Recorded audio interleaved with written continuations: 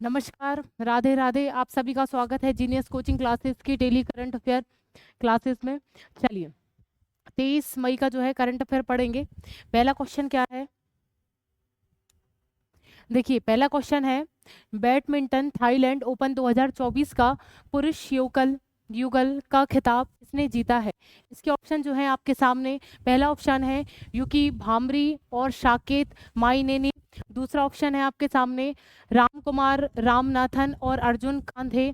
तीसरा ऑप्शन है सात्विक साईराज रंकीरेड्डी और चिराग शेट्टी। चौथा ऑप्शन है राम कुमार रामनाथन और साकेत मायने। चलिए, आंसर बताइए, इसका आंसर क्या है?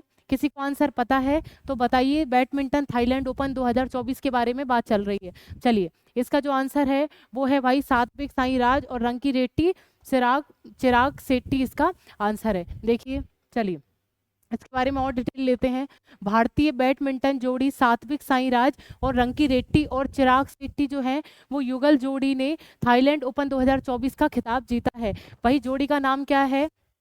सात्विक जी हैं, रंकी है और जो है चिराग। ये तीन जो है, ये जो युगल जोड़ी है, इन इन लोगों ने जो है थाईलैंड ओपन 2024 जो हो रहा है उसमें इनका खिताब इन्होंने जीता है। इस जोड़ी ने 2024 का खिताब जीता है। फाइनल में सात्विक साईराज रंकी रेड्डी और चिराग शेट्टी जो है ये एक ही व्यक्ति हैं। ठीक है, सात्विक साईराज रंकी रेड्डी और चिराग शेट्टी ये है, दो लोग हैं। इन ये जो है युगल पुरुष युगल एक जोड़ी है, उन्होंने ये खिताब जीता है। चलिए, तो शेट्टी ने जो चीन की जोड़ी चेन सो वो यांग और लियो यीन को हराया है। ठीक है, चीन को इनके विपक्ष में जो है वो कौन खेल रहा था? वो चीन खेल रहा था। और चीन में भी उनके नाम क्या है? आपको नाम याद रखने की कोई आवश्यकता नहीं है, पर इतना याद रखना है कि इनके विरोध में जो खेल रहे थे वो कौन थे भाई?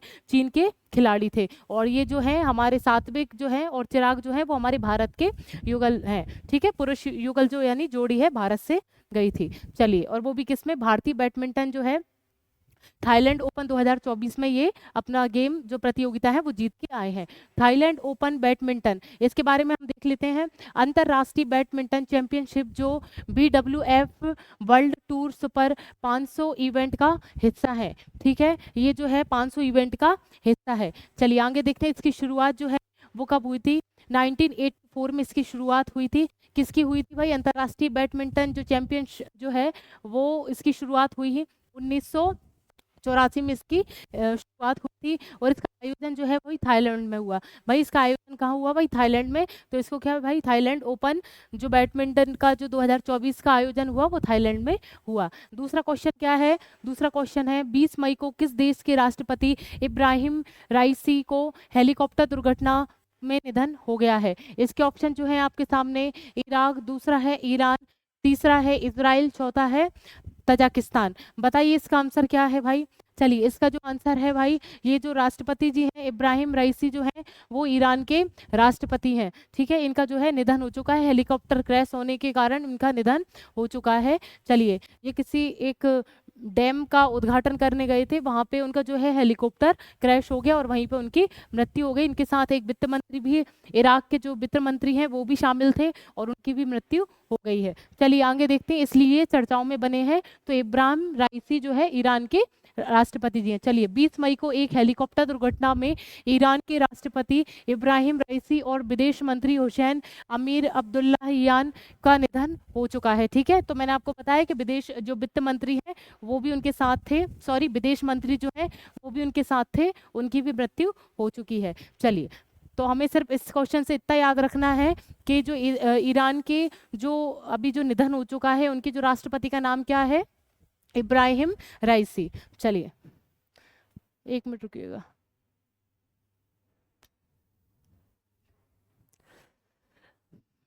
चलिए, अगला क्वेश्चन क्या है भाई? देख लीजिए, ये देखिए ईरान का क्या है भाई? ये जो है पश्चिमी एशियाई देश है। ये ईरान जो है पश्चिमी एशियाई देश है। इसकी राजधानी क्या है? तेहरान। इसकी राजधानी क्या है ईरान की? तेहरान इसकी राजधानी है। चलिए, तीसरा क्वेश्चन है, विश्व पैरा एथलेटिक्स चैंपियनशिप 2024 में स्वर्ण पदक विजेता दीप्ति जीवन जी किस खेल से संबंधित हैं? इसके ऑप्शन जो है आपके सामने। पहला ऑप्शन है लंबी कूद, दूसरा ऑप्शन है बैडमिंटन, तीसरा ऑप्शन है बॉक्सिंग, चौथा ऑप्शन है दौड़। बताइए इसका आंसर क्या है? इसका आंसर अगर किसी को पता है तो इसका आंसर बताएं। और इसका जो आंसर है वो है दौड़। चलिए इसका आंसर जो है भाई दौड़ है, और इसके आगे हम देख लेते हैं। जापान के कोवे में विश्व पैरा एथलेटिक्स चैंपियनशिप 2000, मतलब ये जो चैंपियनशिप हो रही है 2024 की बैडमिंटन से संबंधित जो हो रही है जापान कोवे में हो रहा है। ठीक है, कहाँ पर हो रहा है भाई? जापान कोवे में हो रहा है। ये बैडमिंटन मुझसे गलती से भूल गया, ठीक है, जो हमने पहला क्वेश्चन पढ़ा था। चलिए, तो ये जो आयोजन हो रहा है, ये चैंपियनशिप जो हो रही है जापान में हो रही है, और जापान में भी कहाँ पे हो रही है?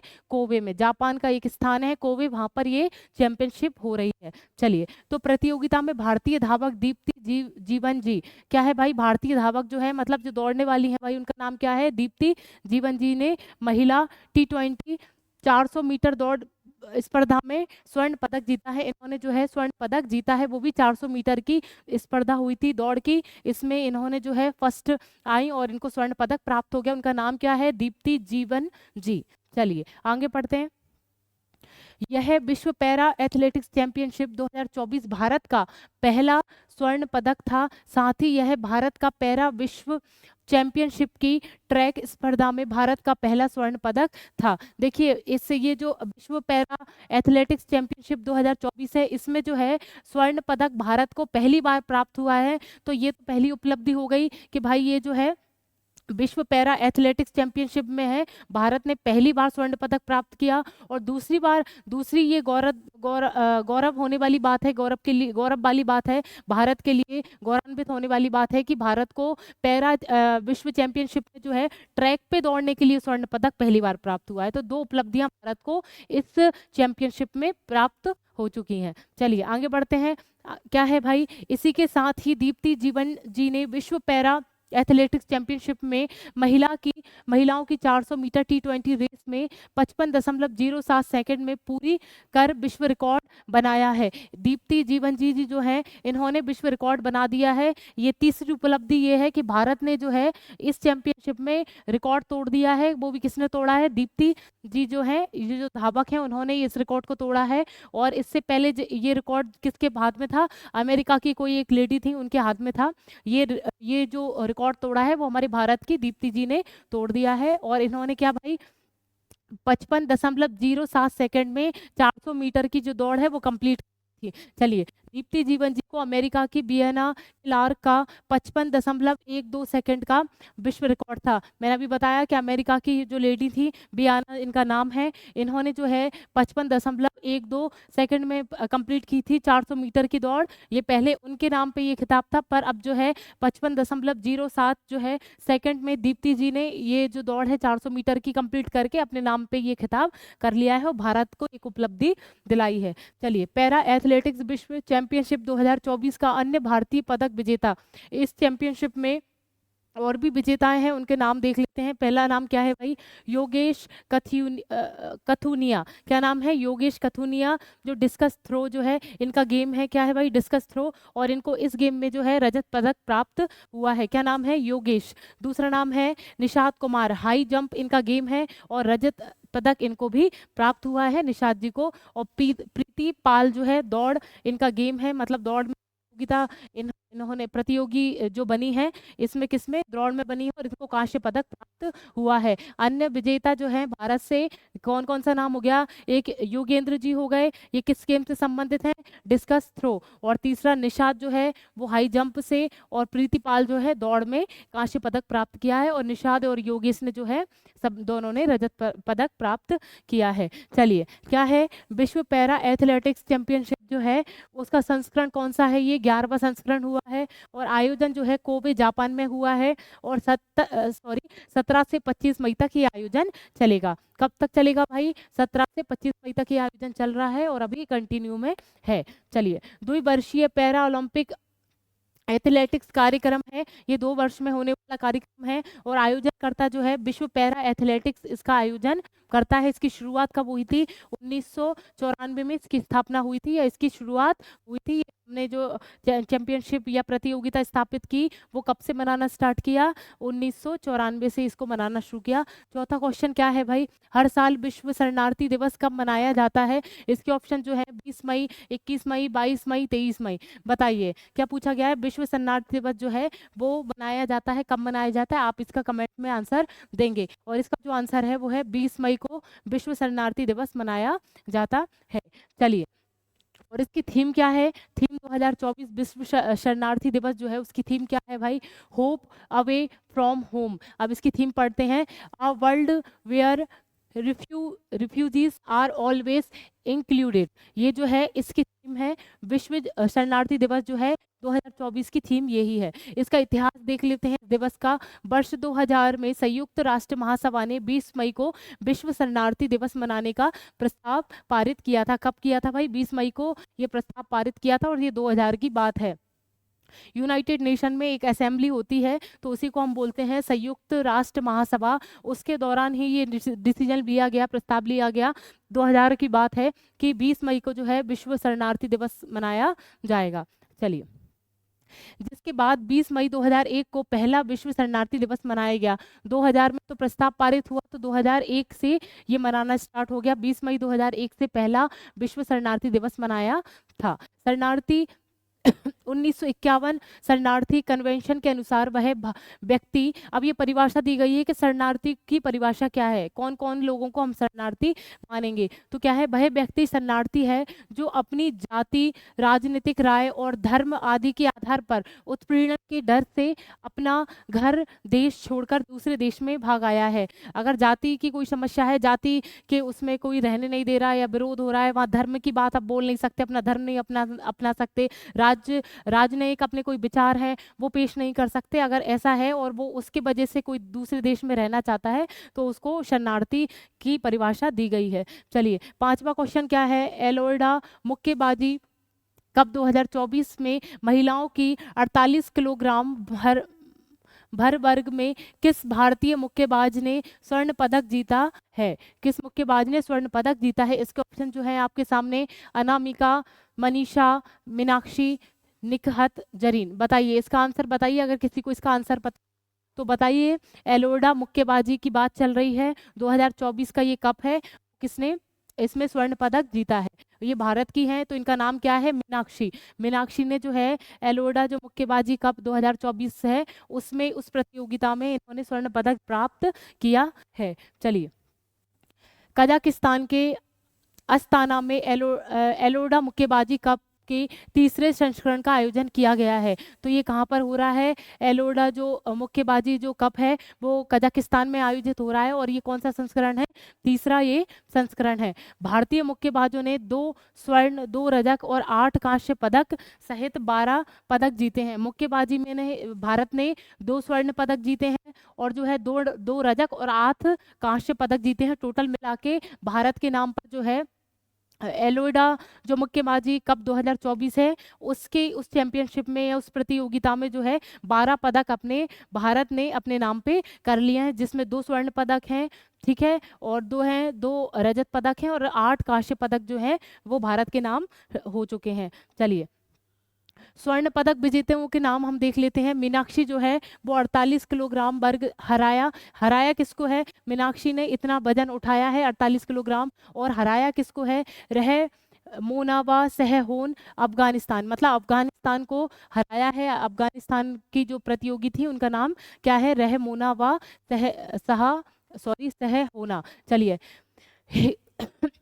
निकहत जरीन जो है वो उनका नाम उनने भाई कितना भार उठाया? 52 किलोग्राम भार जो है उन्होंने उठाया। और हराया किसको है भाई? जरीरा उराक वयोवा जो है हराया, वो कहाँ की थी? कजाकिस्तान की। ये कहाँ की थी? कजाकिस्तान की। मीनाक्षी ने जो हराया है वो 48 किलोग्राम के साथ अफगानिस्तान को हराया है। और निकहत जरीन जो है 52 किलोग्राम के साथ जो है कजाकिस्तान को हराया है। चलिए, अब क्या है भाई, इस मुक्केबाजी के बारे में देख लेते हैं। एलोर्डा मुक्केबाजी कप जो है उसके बारे में देखते हैं। कजाकिस्तान में आयोजित होने वाली मुक्केबाजी चैंपियनशिप जो है ये कहाँ हुई थी आयोजित? कजाकिस्तान में आयोजित हुई थी। इसकी शुरुआत जो हुई है 2022 में इसकी शुरुआत हुई है, वो भी इसकी एलोर्डा मुक्केबाजी कप की इसकी शुरुआत जो है 2022, मतलब अभी शुरुआत की हुई है। आयोजनकर्ता जो है कजाकिस्तान मुक्केबाजी महासंघ। इसका जो आयोजन करता है वो कौन करता है? कजाकिस्तान मुक्केबाजी महासंघ जो है वो इसका हर साल आयोजन करता है। और इसकी सबसे पहले हमने मनाया था 2022 से मनाना स्टार्ट किया, और अब जो है 2024 में कजाकिस्तान में ही इसको आयोजित किया गया। चलिए, छठवां क्वेश्चन है, लाई चिंग-ते ने किस देश के राष्ट्रपति पद की शपथ ग्रहण की है? इसके ऑप्शन जो है ताइवान, दूसरा ऑप्शन है चीन, मंगोलिया, इंडोनेशिया। बताइए इसका आंसर क्या हो सकता है? किसी को पता है तो इसका आंसर दे। इसका जो आंसर है वो ताइवान। लाई चिंग-ते जो है वो ताइवान से संबंधित हैं, और ये राष्ट्रपति हैं कहाँ के भाई? ताइवान के। चलिए, लाई चिंग-ते ने ताइवान के राष्ट्रपति के रूप में शपथ ली।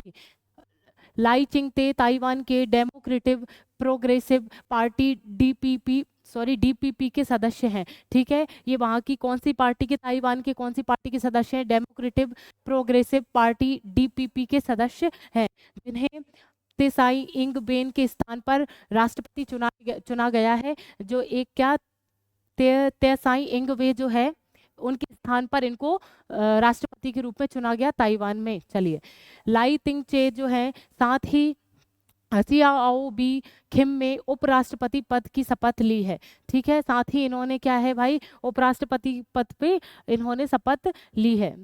चलिए, ये सेंटेंस अजीब लग रहा है, ताइवान के साथ ही। अच्छा ठीक है, ये जो है राष्ट्रपति जो है इनके साथ ही एक उपराष्ट्रपति जो है वहाँ के, उनका नाम क्या है? हसियाओ बी खिम। हसियाओ बी खिम जो है वो वहाँ के जो है ताइवान के जो है उपराष्ट्रपति हैं। उन्होंने भी साथ में राष्ट्रपति जी के साथ शपथ ली, और ये उपराष्ट्रपति के पद पर पदस्थ हैं। चलिए, पद्म भूषण विजेता नारायण बाघूम का निधन हो गया है। इन्हें किस वर्ष पद्म भूषण से सम्मानित किया गया था? इसके ऑप्शन जो है आपके सामने 2010, 2011, 2013, 2021। बताइए, अगर किसी को आंसर पता है तो इसका आंसर बताएं। क्या पूछा है? पद्म भूषण विजेता जो है नारायण बाघुल जो है उनका निधन हो गया है, और वो उनको पद्म विभूषण से सम्मानित किया गया था। ये पूछा है कि उन्हें किस वर्ष इस पद से, इस सम्मान से सम्मानित किया गया था। चलिए, इसका जो आंसर है वो है 2010। 2010 में जो है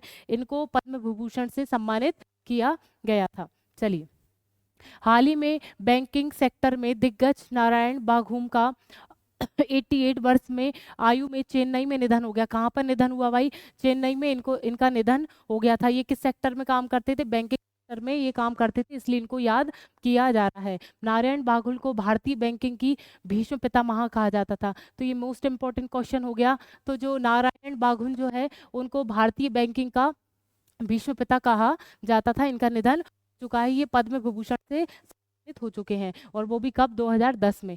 नारायण बाघुल को आईसीआईसीआई बैंक के सुधार के लिए जाना जाता है। ये आईसीआईसीआई बैंक जो है इसके सुधार के लिए नारायण बाघुल को याद किया जाता है, और इनको भीष्म पिता के नाम से जानते हैं। बैंकों का भीष्म पिता किसको बोलते हैं? इनको भाई, नारायण बाघुल का निधन हो चुका है। चलिए, संबंधित राज्य कौन सा है इनसे? ये तमिलनाडु से संबंधित हैं। पद्म विभूषण जो है 2010 में मिला, और व्यापार और उद्योग श्रेणी में इन्होंने काम किया। चलिए, मतलब उनका क्षेत्र क्या था? पद्म भूषण मिलने का क्षेत्र क्या था? तो उनको किस बात के लिए मिला? व्यापार उद्योग श्रेणी में उत्तम कार्य के लिए इनको ये प्राप्त हुआ। आंध्र प्रदेश, देखिए ये जो क्वेश्चन है इसमें जो है मिसप्रिंट हो गया, और जो है इसमें क्वेश्चन नंबर नहीं डाल पाई। ये 8वां क्वेश्चन है। ठीक है, कौन सा क्वेश्चन है? 8वां क्वेश्चन है, और इसमें जो है डायरेक्ट आंसर की डिटेलिंग दी है। तो इसका जो क्वेश्चन होगा वो क्या होगा? आंध्र प्रदेश की गोदावरी नदी घाटी में मुरिया आदिवासी किसान कौन सी पद्धति को पुनः अपना रहे हैं? ठीक है, इसको काट देना आप, क्वेश्चन के तौर पे आप उसको लिख लेना। ये डायरेक्ट डिटेलिंग दे दी है, क्वेश्चन नहीं लिख पाया है। तो इसका जो क्वेश्चन क्या है मैं आपको रिपीट करती हूँ कि आंध्र प्रदेश की गोदावरी नदी घाटी में मुइया आदिवासी किसान जो है किस पद्धति को, ये जो आंसर लिख रहा है उसकी जगह लिख लो कि किस पद्धति को पुनः अपना रहे हैं। ठीक है, और इसका जो आंसर है आप सभी के सामने है। वो कौन सी पद्धति को अपना रहे हैं? डेडा पद्धति को वो लोग अपना रहे हैं। वो भी कहाँ के भाई? मुरिया जो है आदिवासी किसान जो है वो कहाँ से संबंधित है? आंध्र प्रदेश से संबंधित है। वो डेडा पद्धति को पुनः अपना रहे हैं। अब हम देखते हैं इसके बारे में, डेडा पद्धति है क्या। डेडा पद्धति यह बीजों को संरक्षित करने की एक विधि है। बीजों को संरक्षित करने की एक विधि क्या है भाई? डेडा। वो भी आंध्र प्रदेश के जो आदिवासी किसान हैं उनके द्वारा अपनाई जा रही है। इस पद्धति द्वारा उन बीजों का संरक्षण किया जाता है जो उनके पूर्वजों ने उनके परिवार को सौंपे हैं। जो उनके पूर्वज उनको जो बीज देके गए हैं उनको संरक्षित करना इस पद्धति का नाम है, और उनको ही उन बीजों को आगे कृषि में उपयोग करना, इसी पद्धति का नाम है डेडा। चलिए, बीजों को पत्तियों से संरक्षित किया जाता है जो पूर्णतः वायु रोधी होती हैं। पत्तियों के द्वारा जो बीज हैं उनको संरक्षित किया जाता है, जिससे जो है उसमें अंदर हवा ना घुस पाए और उनमें नमी ना आ पाए, जल्दी खराब ना हो। चलिए, इसके फायदे क्या है? इस पद्धति की कीटों और कीड़ों से जो है बीज की रक्षा होती है या सुरक्षा होती है। इस विधि में संग्रहित बीजों का उपयोग 5 साल तक खेती के लिए किया जा सकता है। जो डेडा पद्धति है उसमें संरक्षित जो बीज हैं उनका उपयोग जो है 5 साल तक की कृषि के लिए किया जाता है, मतलब 5 साल तक हम इनको संरक्षित करके रख सकते हैं। चलिए, अब देख लेते हैं आगे। यह मूंग, लाल चना, काला चना और बीन्स जैसी दालों के बीजों को संरक्षित करने में सहायक है। मतलब इन जैसे जो बीज हैं उनका नाम क्या है भाई? मूंग, लाल चना, काला चना, बीन्स जैसी दालें जैसे बीजों का संरक्षण करने के लिए ये सहायक पद्धति है, उसका नाम क्या है? डेडा। चलिए, मुरिया जनजाति, उसके बारे में देख लेते हैं। आंध्र प्रदेश से संबंधित है। मुरिया जनजाति तेलंगाना, आंध्र प्रदेश और छत्तीसगढ़, उड़ीसा राज्यों में रहते हैं। ठीक है, उड़ीसा राज्यों में ये रहते हैं, पर जो है एक ही क्षेत्र में नहीं होते, ये और जगह फैले होते हैं। तो हमने राज्य पढ़ ले कौन सा? तेलंगाना, आंध्र प्रदेश, छत्तीसगढ़ और उड़ीसा जो है वो मुरिया जनजाति के लोग वहां पर पाए जाते हैं। चलिए, नवा क्वेश्चन है। हाल ही में नील नदी की एक सहायक शाखा अहरामत शाखा की खोज की गई है। नील नदी किस महाद्वीप की प्रमुख नदी है? इसके ऑप्शन जो है आपके सामने है। उत्तर अमेरिका, दक्षिण अमेरिका, अफ्रीका, यूरोप। अगर किसी को इसका आंसर पता है तो कमेंट बॉक्स में इसका आंसर जरूर दें। कमेंट तो कोई करता ही नहीं है, बहुत दिनों से कमेंट ही नहीं आते, बोलते रहते हैं कमेंट करो कमेंट, पर एक का भी आंसर इसमें नहीं आता। ठीक है, मत करिए। चलिए, तो क्या है भाई इसका जो आंसर वो है अफ्रीका। चलिए आगे बढ़ते हैं। हाल ही में अफ्रीका महाद्वीप में स्थित मिस्र के पिरामिड के पास नील नदी की एक सहायक शाखा अहरामत शाखा की खोज की है। नील नदी की एक सहायक शाखा है, उसकी खोज की, उसका नाम क्या है? अहरामत शाखा। क्या नाम है? अहरामत शाखा जो है नील नदी की सहायक शाखा के रूप में इसकी खोज हुई है। अहरामत का अरबी भाषा है, ये अहरामत जो है जो लिखा हुआ है वो एक अरबी भाषा का शब्द है। अर्थ है इसका पिरामिड। इसका अर्थ क्या है? पिरामिड इसका अर्थ है, और ये अरबी भाषा का शब्द है। नील नदी के बारे में देखते हैं। विश्व की सबसे लंबी नदी है। विश्व की सबसे लंबी नदी का नाम क्या है? नील। और उद्गम कहाँ हुआ है भाई? विक्टोरिया झील, अफ्रीका। इसका उद्गम जो हुआ है विक्टोरिया झील, विक्टोरिया झील अफ्रीका से इसका उद्गम हुआ है। अब बेसिन जो है भाई 11 अफ्रीकीय देश, इसमें जो है 11 अफ्रीकी देश शामिल हैं भाई। देख लेते हैं। मिस्र, बुरुंडी, तंजानिया, रवांडा, कांगो लोकतांत्रिक गणराज्य, Kenya, Uganda, Sudan, Ethiopia, Eritrea, दक्षिण सूडान। सहायक नदी कौन कौन सी है इसकी हम देख लेते हैं। White Nile, blue Nile, Atwara, ये जो है उसकी सहायक नदी थी। और बेसिन कितने भाई? बेसिन जो है 11 अफ्रीकीय देश हैं जो हमने सामने लिखे हैं। आप एक बार पढ़ेंगे तो आपको याद हो जाएंगे, क्योंकि ये आपने पढ़े होंगे अफ्रीका के देश, तो आपको एक बार देखने में समझ में आ रहा है कि ये अफ्रीका के ही हैं। चलिए, और जो सहायक नदी है व्हाइट नाइल, ब्लू नाइल और अटवारा जो है इसकी सहायक नदी है। और नील नदी के बारे में हम इसके बारे में पढ़ रहे थे। आज का लास्ट क्वेश्चन है। ब्लूमबर्ग बिलियनियर्स इंडेक्स द्वारा जारी किए गए दुनिया के शीर्ष 15 अमीरों में कितने भारतीय शामिल हैं? ये जो एक रिपोर्ट है, ठीक है, ये रिपोर्ट में कितने भारतीय जो अमीर हैं वो शामिल हुए हैं? इसके जो ऑप्शन है वो आपके सामने 1 2 3 4, बताइए क्या है इसका आंसर? इसका जो आंसर है वो है 2। 2 भारतीय अमीरों को इस लिस्ट में शामिल किया गया है। और 2 अमीर जो हैं भारत के, आप पता ही होगा कि कौन कौन है। चलिए पढ़ते हैं। ब्लूमबर्ग क्या है भाई? ब्लूमबर्ग नीयर्स इंडेक्स द्वारा जारी की गई दुनिया की शीर्ष 15 सुपर अमीरों की सूची। भारत के 2 व्यवसायी मुकेश अंबानी और गौतम अडानी जो है इसमें शामिल किए गए हैं। मतलब जो ब्लूमबर्ग बिलियनियर्स इंडेक्स जो है उसके द्वारा जो है विश्व भर में 15 अमीरों की लिस्ट तैयार की गई।